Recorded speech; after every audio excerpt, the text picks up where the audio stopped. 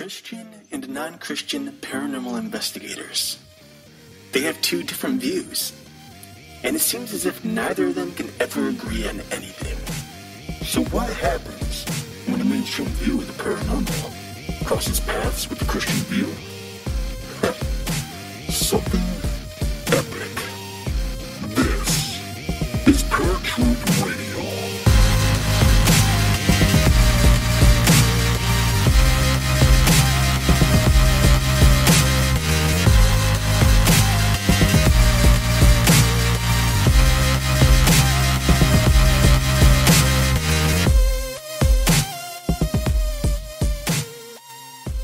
Hey, ladies and gentlemen, paratruthers, paratruth enthusiasts, and just paranormal seekers.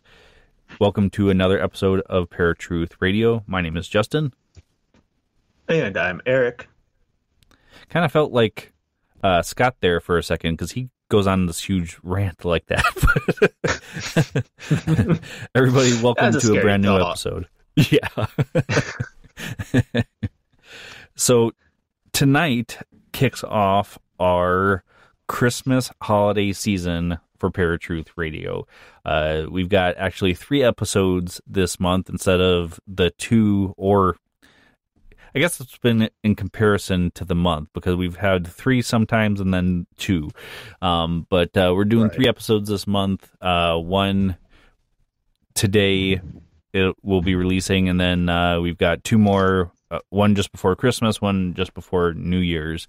So we're going to have some pretty awesome shows this month. Did you have any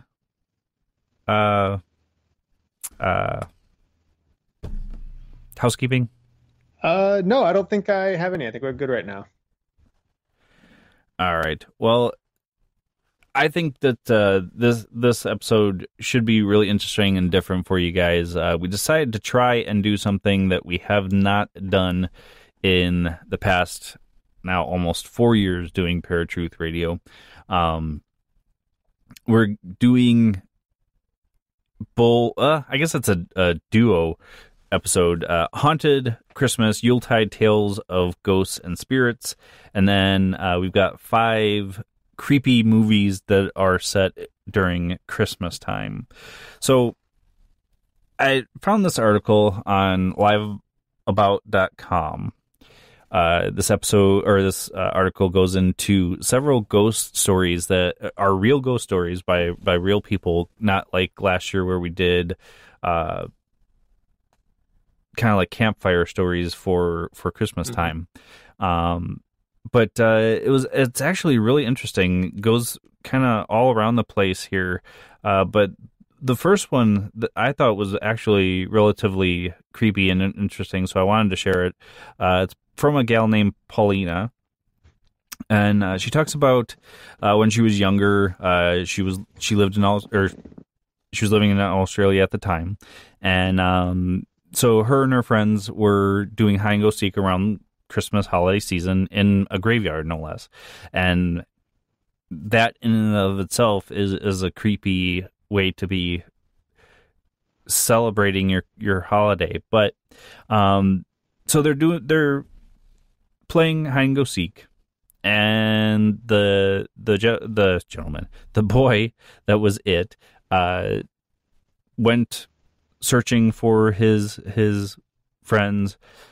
Decided to go into a church because he thought that's where his brother was hiding, and saw a boy standing at the altar. When he went to go tap the boy on the shoulder to make him it, the boy disappeared and the young boy fainted. When he finally came to, he started yelling. His friends came to him, and they took him home. Shortly after that, the boy was ill quite often, and from the sounds of it, he never really got over it. So whatever was haunting that church made him physically ill. Now, Erik, you and I have talked about that quite often on ParaTruth Radio, about how spirit can affect the physical. So that's that was one of the more interesting ones. The next one I got here was from someone calling themselves Scarlet Dragon. They lived in Bloomington, Indiana at the time. It was 2008, and they lived with their sister and brother-in-law. They had a get-together for Christmas dinner, and the family left, the respective brother-in-law and sister, and then that person went to their bedrooms to go to bed.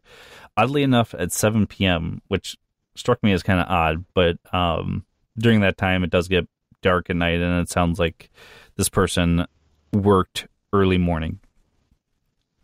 So they go to bed, they bring their dog with them, and they shut their door, and just randomly the door opens.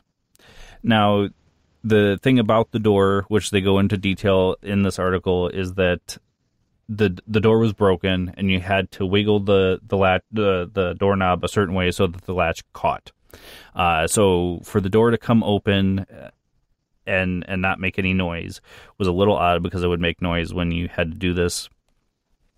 They went out to investigate to see if the brother-in-law or the sister was trying to enter, because nobody had said anything when the door opened, because then it also actually closed itself as well. So they went out and investigated, looked down the hall where the brother-in-law and sister were sleeping, and they were still sleeping, no movement whatsoever.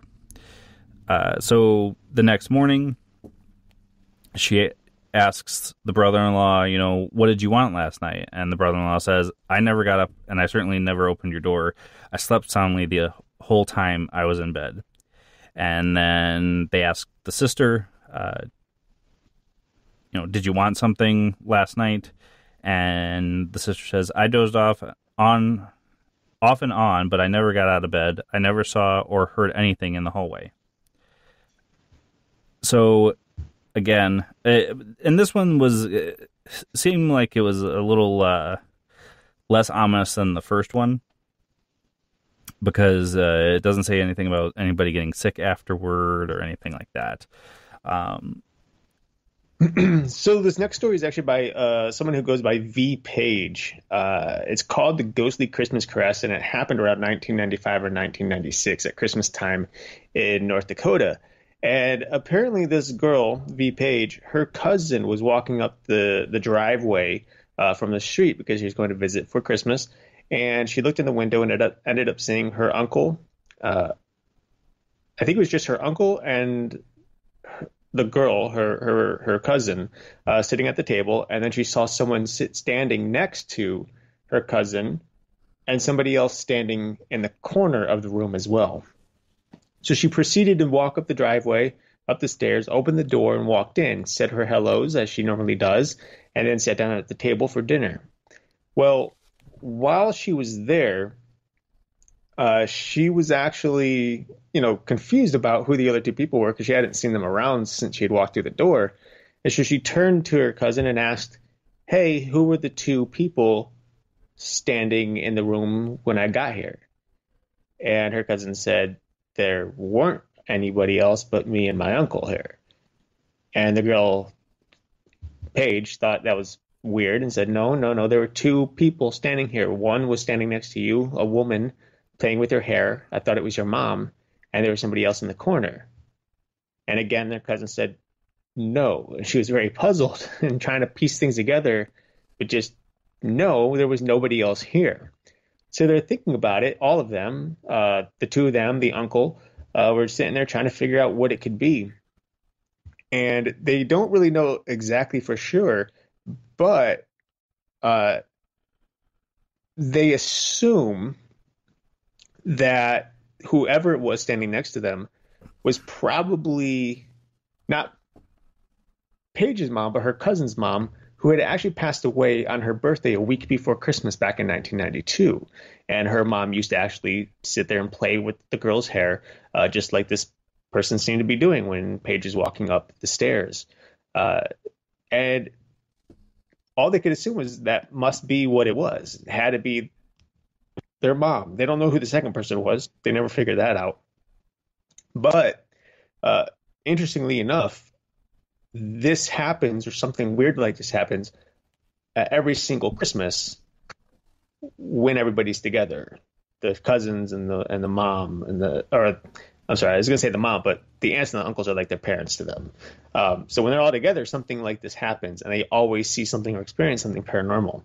Now, at the time, they were only 12 or 13 years old, which is really interesting because, again, we've talked about this on ParaTruth about how kids seem to be more in tune to the spiritual world at that age than many adults. And in this case, her cousin didn't see anything, and neither did the uncle. There could be a number of reasons why that is, but it's very possible that Paige, in this case, was very much more in tune, or at least vulnerable to the idea of something being present, even if she wasn't fully aware of such a thing. And I think that's really interesting about a lot of people in general. You know, so many people who don't believe in ghosts and then they see one, and you have to wonder, like, well, most of us see them because we believe to some extent, but how do we see it when we don't believe? You know, especially when you think about scientists who are always saying, well, the only reason ghosts exist is because you think they exist. They're not really there. It's just your mind playing tricks on you. Right. But when those skeptics suddenly see something, that kind of calls into question the whole idea of, hey, it's just your mind playing tricks on you. So I don't know. In this case, it's weird, of course, as all ghost stories are. But this is definitely an eerie one because you're thinking, you know, I don't know about you, but if I walked in, or if you walked into my house and asked me, hey, who was that person that was just touching your hair? And I'm like, there was nobody here, but you're insistent that there was. I mean, that's a little creepy, right? But yeah, I mean, that's an interesting story. Yeah. Well, I mean, kind of along the lines of, like, the story I've told about the Jeffrey Dahmer house. If at that same exact time I felt the touch, somebody's like, who the heck is that? I'm like, no, there's nobody here. There's nobody here. And they would insist. I'm like, oh, crap. But that's because of the background we have, too. Like, if somebody were to be insistent on, no, there was somebody there. But as a young kid, or an adult talking to a young child, maybe you've never done paranormal investigations or, you know, whatever. I don't know. To me, if you don't have any connection to the paranormal or you don't believe in it or whatever, it's hard for you to believe that a kid has seen something that's not there. Even if you understand, you know, kids have wild imaginations and that sort of a thing. It's a little bit hard to understand something outside the realm of normal. So. Right. But next one here, and I guess we can kind of switch back and forth between the both of us on these now. Sure. This one was actually kind of interesting to me because it talks about seeing Santa. It's a gal named Misty. She says when she was about 9, living in Texas, she had always wondered if her parents had something to do with the gifts that she would get from Santa. So the one night, the one Christmas rather, she saw a gentleman who she thought was Santa Claus dressed in a red and white getup. Strangely, she could see the Christmas lights from the Christmas tree shining through him. He was taking down the stockings and putting them on the mantle, or from the mantle to the coffee table. And when he started to turn around to put the next stocking on the table, she closed the door and jumped into bed. The next morning, she woke up and told her sister what she saw, and she told her where he had put the stockings. When they went into the living room, the stockings were where she said they had been put. They both turned and looked at each other and froze for a moment. From then on, she had to tell everyone about her Santa story. So the literal spirit of Christmas, Santa, was in her house. There's a lot, like when you think of, I know like when I was a kid, there was like a lot of, like you always wish to see Santa, you hope to see something. And actually it's really interesting because there was one time, and to this day I still don't know, and my parents won't say anything or tell me, or sometimes they don't even remember, getting older. But one morning, way back, we got up for Christmas, ready to open the gifts and everything, which we did. And then we were told to come outside in the backyard to see something. And we walked back there, and on the ground where, on the pavement, it was covered in snow, and there were 2 sleigh tracks, and a bunch of deer prints spread across the entire backyard. What's interesting about it is there were no footprints whatsoever around those tracks. You would consider and think, oh, if there's somebody who was obviously doing this in the snow, there should be footprints as well. So I don't know how it happened. They somehow did some crazy, work throughout the night to get it just right. I know they probably had our neighbor involved, but they haven't said. So now I also still to this day wonder, could it have actually been Santa Claus? And I'm just, trying to doubt that, because you never know. I mean, I believed in Santa Claus a lot when I was a kid, and I'm just thinking, like, nowadays, I don't believe it anymore, but why? Who knows? You never know. Right. Santa might exist, somewhere. I mean, maybe he doesn't take gifts to everybody, but maybe he takes them to somebody. I don't know. No, I mean, I'm still a true believer that the spirit of Christmas, the spirit of Santa, I mean, we act this way, a certain way. And, a lot of people are Christians that celebrate Christmas, and that's the reason for it. But a lot of people take on the mantle of Saint Nicholas, who was a giver. And, I truly believe that somehow, some way, we all have Santa Claus inside of us, whether that's what you think of as a spirit or just that mental image, and we take it to that level of wanting to give in order to have people be thankful.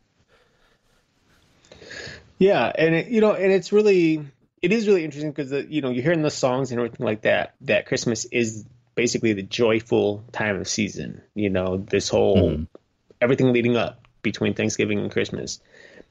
And statistically speaking, when you look at how people act around Christmas and during the month of December, most everyone, I shouldn't say everyone because there are Scrooges out there, but most everyone seems to have an elevated sense of joy and, like you said, giving and just, in a sense, respect. Everyone's more kind during this time of the season than they are the rest of the year, which is really interesting. And so maybe there is something somewhat paranormal to that, if there is a literal spirit of Christmas out there, or if it's just simply all the media, hyping it, because we don't see scary movies as often around Christmas as we do in Halloween, and we're not seeing all the everything we see is like these joyful Christmas movies, and those old cartoons that we grew up with. So it is really interesting when you consider the statistics behind how people act or react around this time of year. Right. So this next one is called Santa and the Elf, and I absolutely love this person's name. Obviously, I'm sure it's not the real name. If it is, that's even cooler. But it goes by Skitty S. Cat. And Skitty Cat, man. I don't know. I just like it. Skitty Cat. Unless it's Skitty Scat. Then it takes on a whole new meaning. Could be. Skitty Scat. Yeah, it's so weird. So I could say that forever, the rest of the night. So this particular story happened around Seattle, Washington on Christmas Eve of 1957 or 58. Now, the story was told later, which is, a lot of these stories are told later, which is why you're hearing 2 years, because no one can really remember the exact year. But in this particular case, Skitty Scat, her mom was at the kitchen window when she yelled for her and her sister, both of which were around ages 5 and 7, to come look at whatever it is she was looking at. They ran to the window, looked out, and what do you know? They saw Santa and an elf carrying a big brown bag walking down the middle of the street. Now, her dad went running out of the door to see if he could catch Santa and ask him to come over and say hi to the kids, basically to say Merry Christmas.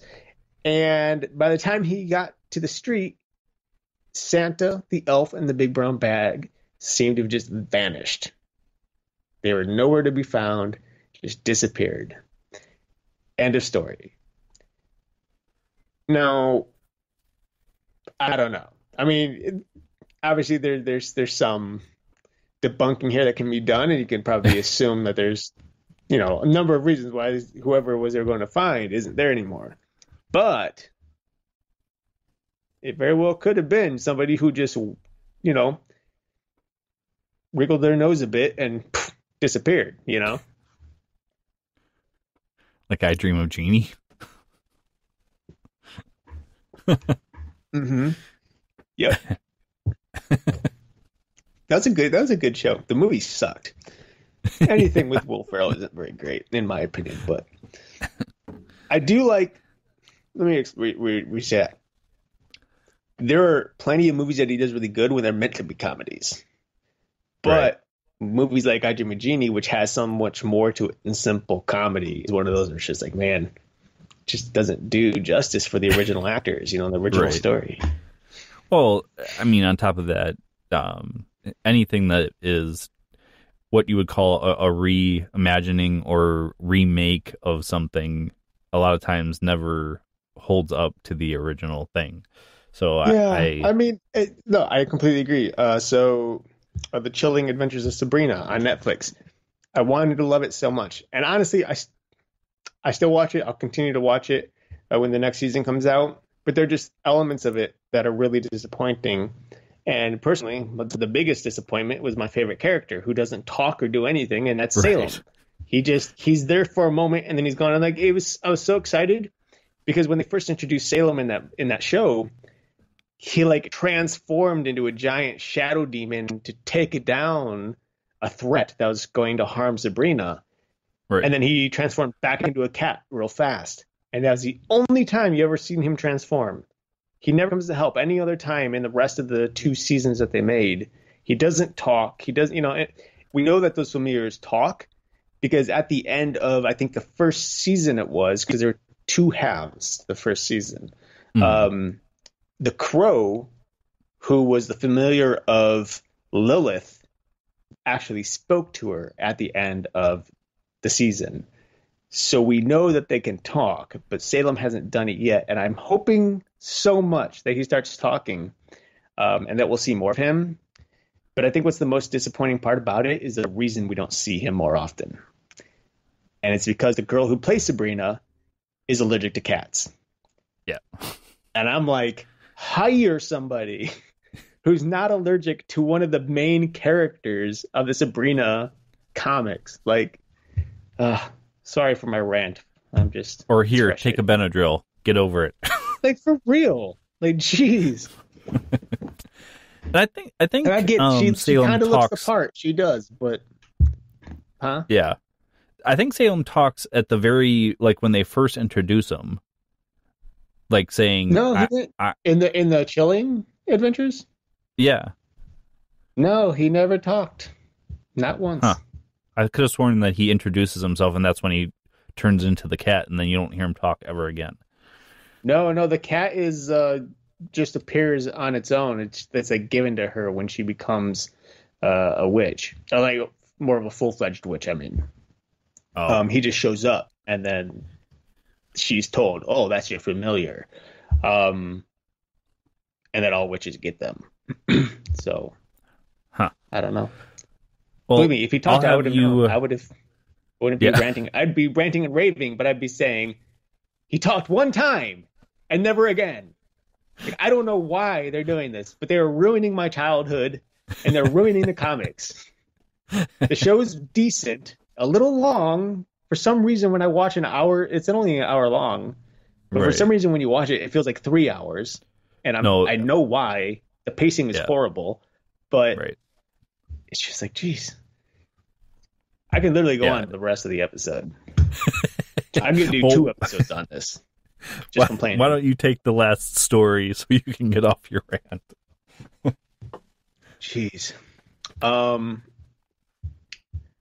Okay, so this one is by Carrie Kay, and it is called Santa at the Bedroom Door. Now, in this case, it was Christmas Eve of 1961, and Carrie was living in Boardman, Ohio. I live in Cleveland, Ohio. I have no idea where Boardman is. I've never even heard of it. So it's probably somewhere down south, would be my guess. But her bedroom was at the end of the house, and she'd gone to sleep. She didn't know what time it was, but she knew it was very late.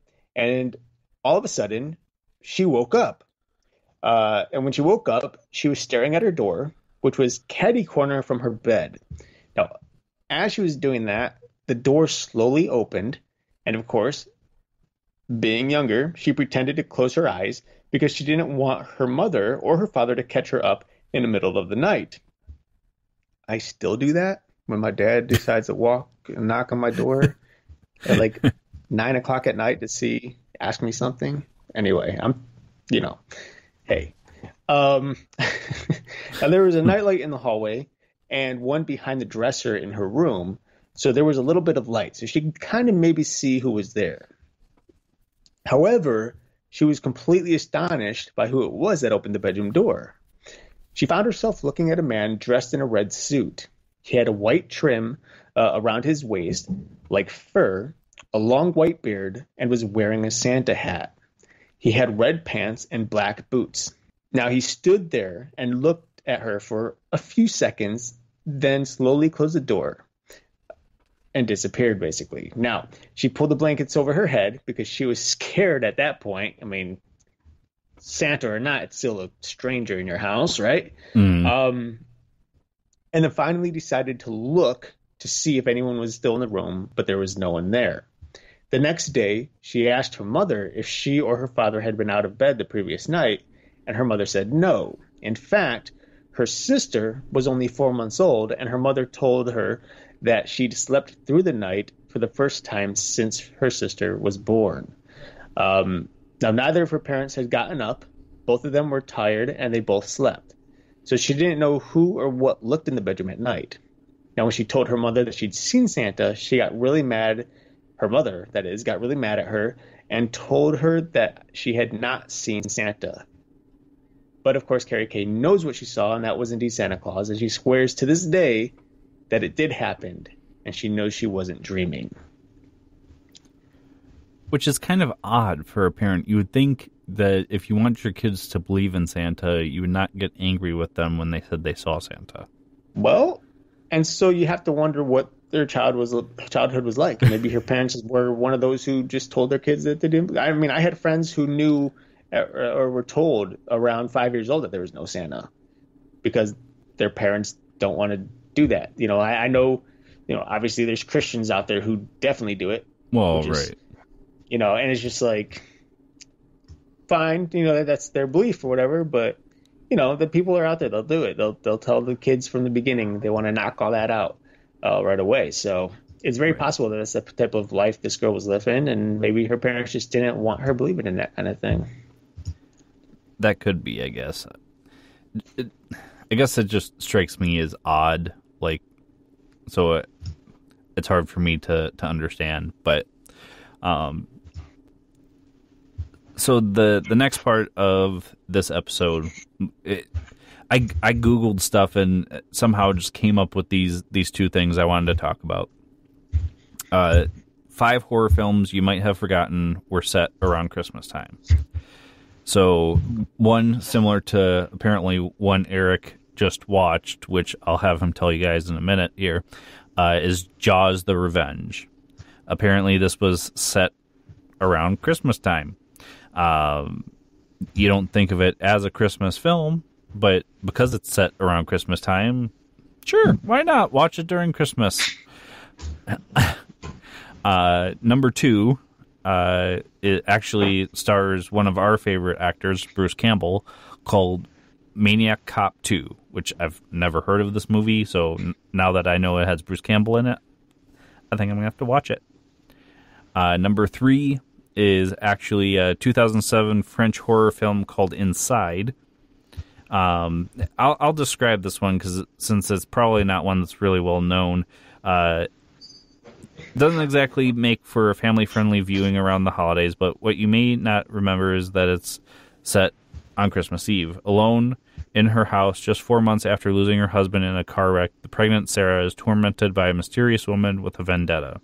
Nothing about Inside really screams Christmas, but when you consider that it's a film primarily centered on a baby being born on Christmas Day, that's pretty much the story of Christmas in a nutshell, is it not? Well, not when you're being tormented by a woman, but hey, whatever. Number 4, which Eric is probably going to roll his eyes at, Paranormal Activity, The Ghost Dimension, which he discussed last episode about how ridiculous it is that Paranormal Activity is still going.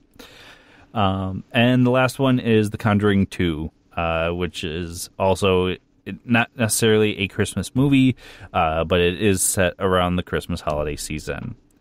So Eric told me about a Christmas horror movie, apparently, that he just recently watched. So I wanted him to share with you guys this very interesting movie. Yeah, so, I like watching sci-fi movies, and in particular, they're B movies, which is pretty much all the movies on... Oh, that's not true anymore. Sci-fi changed their schedule a little bit. But old sci-fi would always play B movies, and we all know what those B movies are. Probably the easiest one to mention so that everyone knows what I'm talking about is Sharknado. There's a B movie. So I was just bored. I was eating dinner at my sister's house, and I was flipping through the sci-fi app on Roku, and sure enough, I came across a Christmas movie called Santa Jaws. Naturally, I wasn't going to pass that up. So I pressed play. And as many B movies, this one was a little weird to begin with. The acting wasn't very good whatsoever. And it had some just odd moments, of course. But basically, Santa Claus was really angry at a woman who was tied up on a pier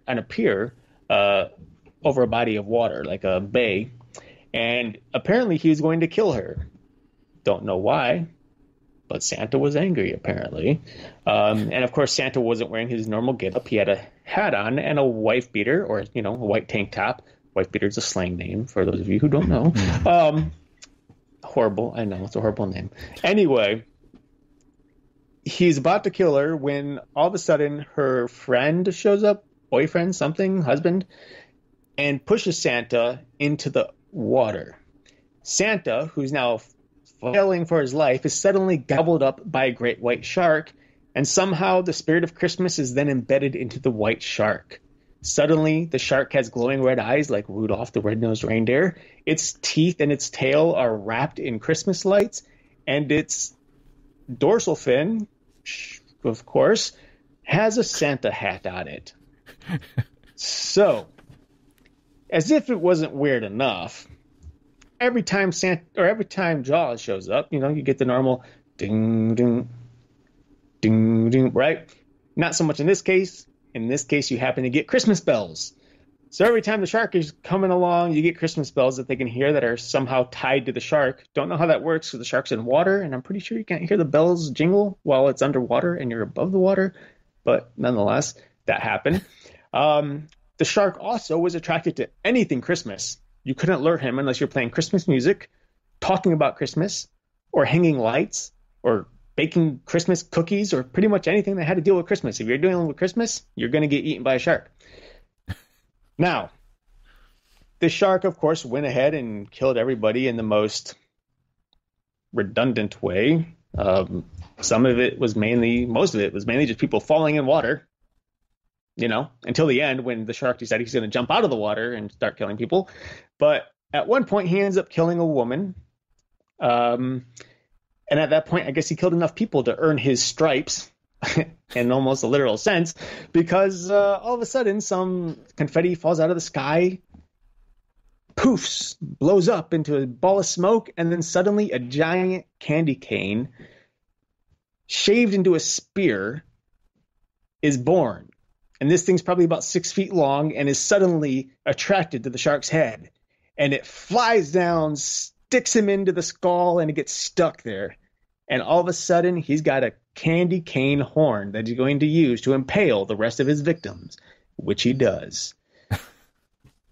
Needless to say, picturing a giant great white shark with a candy cane horn, a Santa hat, glowing teeth and a tail, and jingle bells hanging from who knows where. I don't even want to know where, but they were somewhere. I didn't see them, but they would sound.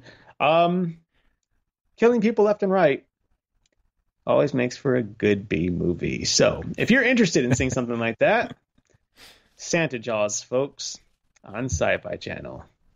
So the bad guy actually wins in the end? No, of course not. That wouldn't work. Okay. No. I could give away the ending. In fact, here, I will give away the ending. Spoiler alert for those of you who want to watch the show, as if I didn't spoil enough already for you. I might as well just spoil the rest of it.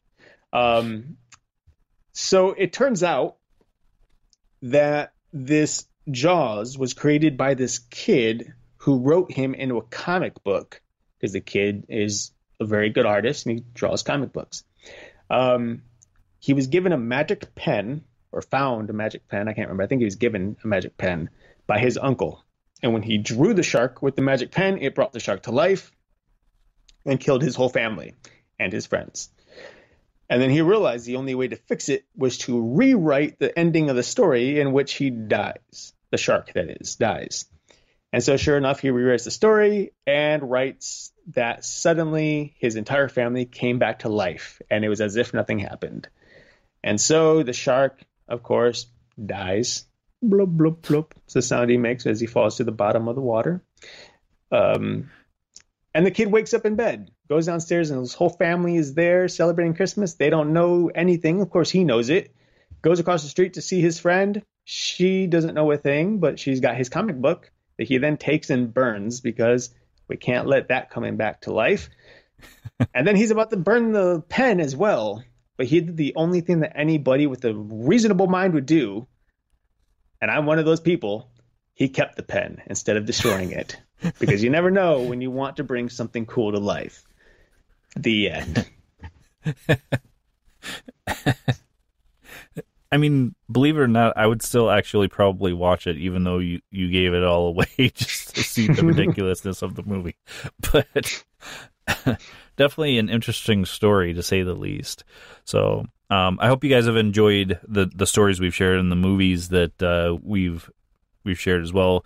We're going to take a quick break, and we will be right back with ParaTruth Radio.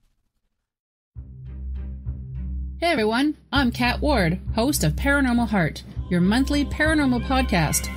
Join me the last Sunday of every month as I speak to people who share their paranormal experiences. You can follow me on Podbean, YouTube, TuneIn, iTunes, Spotify, and Paranormal Radio.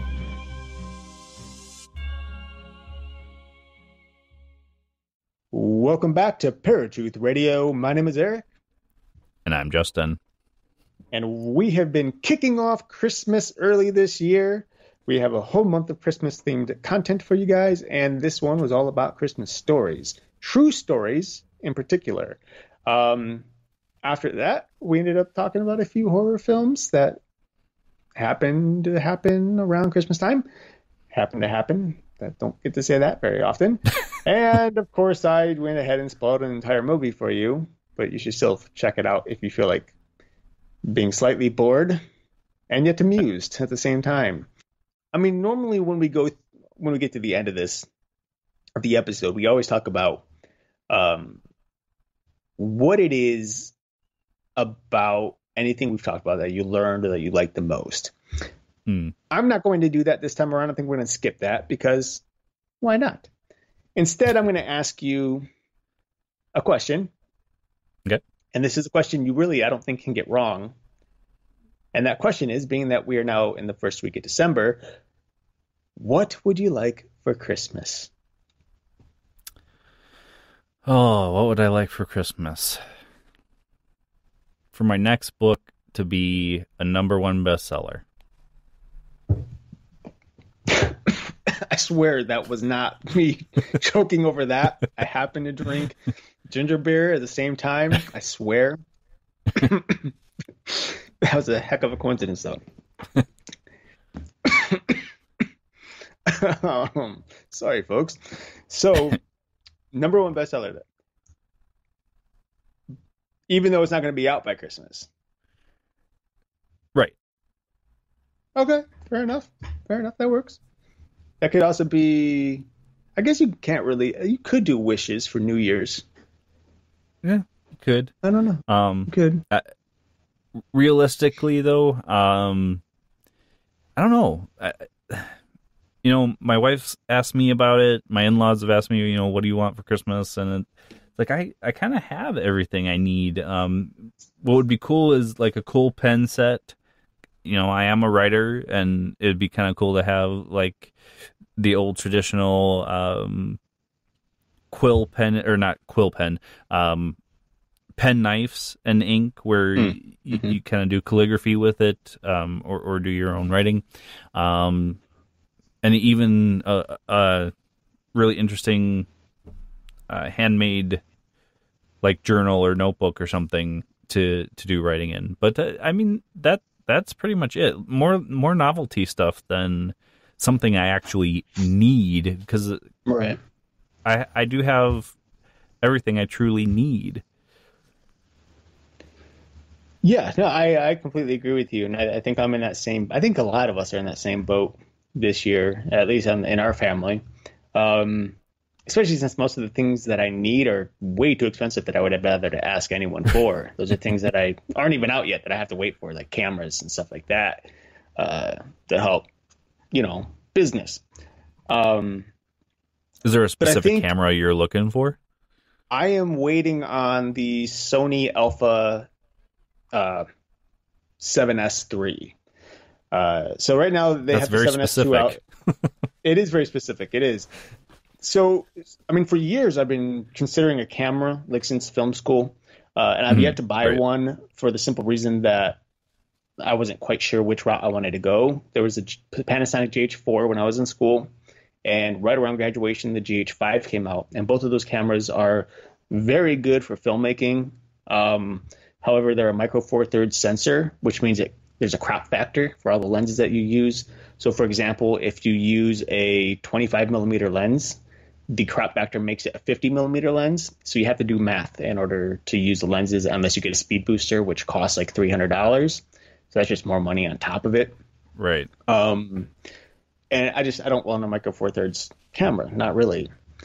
So when I was in, and there's like other one, like the Blackmagic pocket camera came out. I remember talking about that one. Yep. Yeah, I tested that out in Atlanta. A buddy of mine has it. I didn't really like it. Just wasn't for me. A little too bulky and just didn't have the picture quality that I really wanted for my type of filmmaking, especially since I film everything very dark, since I tend to work with horror and thrillers and things like that. However, two of my other friends, they both own the Sony a7S II, and the Sony a7S II is the #1 camera on the market for low light production. This is something you could basically shoot with virtually very little to no light and still be able to get a good picture. So it's basically built for filming in the dark. Now, I wanted to get one. At the time, I didn't have money. Now I do. But the a7S III was supposed to come out, or at least be announced, this past fall. It wasn't. And now it's rumored that's going to be announced at the beginning of, like, around January or February, apparently. And hopefully it will be released soon. They've been holding off on releasing it for a while now. They just released the A9. But it's supposed to still be the #1 camera for low light production. It's already, based on rumors alone, considered the best camera that you can get as a filmmaker, independent filmmaker especially. That's an expensive camera, so we're looking at probably around $3,000 for it. plus lenses. That doesn't include the lens, but for the last 2 years, that's the camera I've been wanting and waiting for. So I've been kind of holding off and just like, yeah, I could buy this camera now, but I'll just wait for the S3. So yeah, that's my big purchase that I'm going to be making once it's released. Well, for all of you independent filmmakers that haven't completely fallen asleep at this point, definitely probably something to check out. Because and that's the one thing I miss about your podcast that you were doing with James, is it gave a lot of information about independent filmmaking as a whole. I mean, the entire industry, but independent making specifically. So I do hope that at some point you get to that point where you can start doing a show like that again, because I think there's a lot of people out there that don't even go to school for filmmaking, which, I mean, obviously I think you should, but there are a lot of independent filmmakers out there that don't go to school at all, ever, and have decent films out there. So I think at some point, even under the New Lantern umbrella, you should definitely have another show that touches on that, because I think there's a lot of good information there. Yeah, for sure. And I mean, you and I have talked about it recently, actually, in the recent past, about the best options of bringing a show like that back, or to New Lantern. I don't think All the Hats is going to be it, because, like I said, my co-host isn't really interested in doing it via the way we do it. We're in two separate states. Right. I mean, I think you need to make it your own, because it was one between you and another co-host, so you have to reinvent the wheel. Oh, for sure.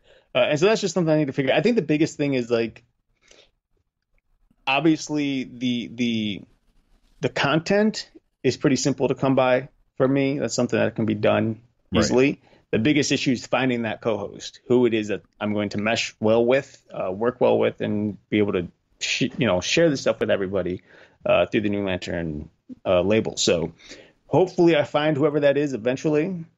I have a few people in mind. I just don't know if they're willing or interested in doing any podcast. But if so, maybe I can at least start it off as a monthly thing like Crime Crack, and then go from there. Because I know that there are plenty of our listeners who listen to All the Hats and are interested in hearing more and me bringing it back. So that's something maybe I'll do soon. I actually have to talk to some of those people I have in mind. Maybe I'll send some texts tonight or tomorrow. But yeah, so. And if you're interested, email us at newlanternmedia1@gmail.com, and maybe Eric will consider you as a co-host for his new podcast. For sure, yeah. Definitely. If anyone is interested in hosting a show, and maybe you've done hosting before, maybe you haven't, maybe it's something you want to get into, especially with filmmaking, definitely reach out to us. And for that matter, even if it's not filmmaking, you're just interested, talk to us. We probably know somebody who has something or knows something, or maybe we have something. You never know. I mean, we started a company, so we might have something. And I think that has been our dream from the very beginning, is being able to help other people start their own podcasts. So even if we're not starting something right away, reach out. We definitely have plenty of information for you. But I would love to hear people's ideas on podcasts that they want to do. And who knows, maybe it'll work out where we can actually start helping you guys. So I think that is a good segue into the end of the show, because Eric and I have been talking about this just starting in the past couple of weeks about where we want New Lantern to go. And I think adding new shows with people that have even never done a podcast ever in their life, I honestly think that's a good start for New Lantern Media, because there are plenty of people out there that have no idea what to even start doing. So, anything else that you can think of off the top of your head?